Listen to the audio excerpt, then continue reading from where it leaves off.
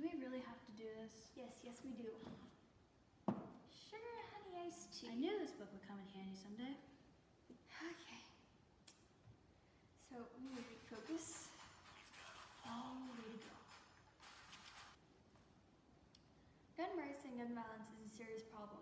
With gun violence rising, governments all over the globe are taking away citizens' gun rights in hopes of that solving the problem.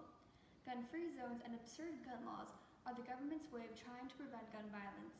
These efforts are in vain, though. The government is merely disarming law-abiding citizens and taking away our last defense.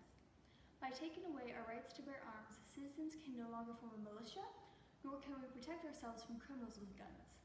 Criminals aren't going through the background checks and 10-day waiting period to get a limited assortment of weapons. They're finding illegal methods of getting firearms because they're criminals and breaking laws.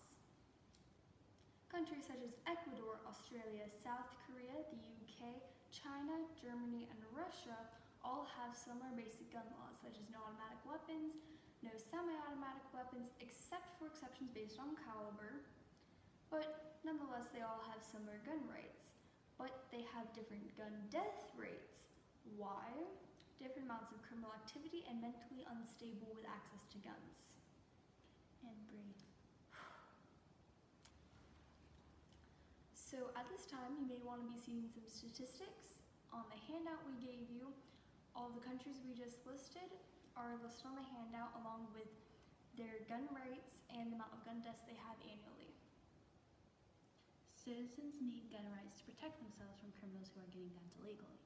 They are criminals. They do not follow the laws. Why should they take the long legal way to getting guns? Criminals steal guns, illegally import guns, or buy them illegally from someone who bought them legally, but most of them do not go through the 10-day waiting period or have what's on the gun roster. A gun roster is a list of guns legal in a state or country and specifications it must have to be legal. For example, you could buy some versions of a 2011 in California, but not the competition grade called the STI Edge. By making gun control, governments are just disarming law-abiding citizens so they can't defend themselves. If more people took a proper gun safety class and had a concealed carry permit, there may not be so many mass shootings, or they would at least be stopped sooner by a good guy with a gun. Gun-free zones are like shooting fish in a barrel. Do you really expect a criminal with illegal guns that want to kill people won't do it just because a sign says so? No, the shooter will want to go there because they know that no one's going to shoot back at them.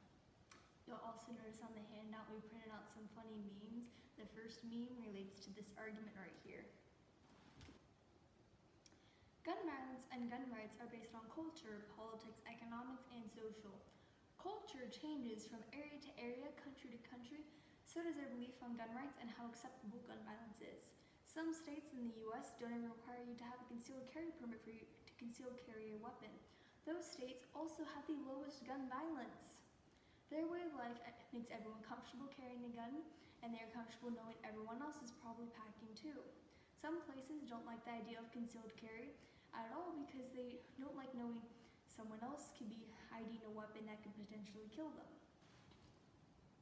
Even the economy is affected by gun violence and gun rights. When new gun control laws are made, or even when a shooting happens, people buy guns before they are taken off the market, and good competition-grade ammunition is sold out within the week. Clay's competition-grade powder was impossible to get for nearly 2 years. 2 years in every country, not just the US, where gun laws were being changed. When most models of 2011s were announced to be taken off the California gun roster, gun stores sold out before they became illegal to buy new. Socially, people need to learn more about guns and everyone involved with guns before making decisions to ban them. If more people learn proper gun safety, there would be less accidental shootings and more people would feel comfortable keeping a firearm in the house and using one in self-defense if needed. Most people don't even know what guns they are signing off to ban. In countries that have certain gun caliber regulations, many allow a .38 caliber but not a 9mm. A .38 Super is much higher power than a 9mm though. A cap gun isn't even legally considered a gun and can be purchased online for around $250 by anyone. Any age, doesn't matter if they're legally allowed to own a firearm or not.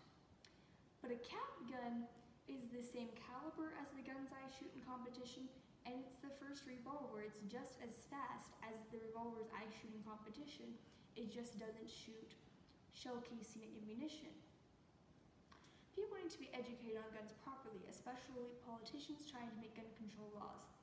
Politics all over the globe are putting a great deal of effort in trying to figure out how to solve gun violence with gun control. Each country has their own gun control laws. Most are fairly similar. None seem to be working though.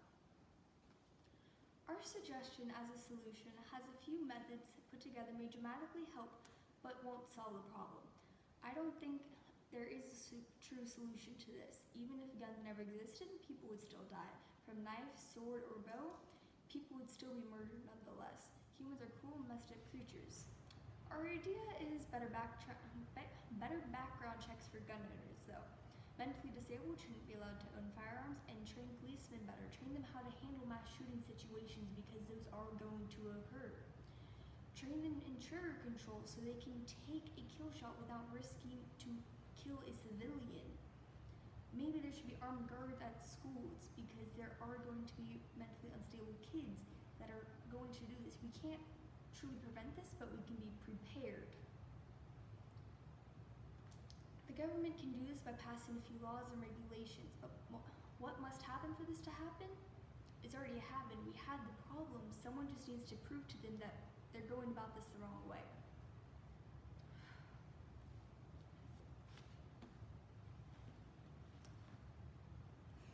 The political future of East Asia depends in large part on their success in rediscovering those ancient bonds between them. The end of Guns, Germs, and Steel. The end of AP World History.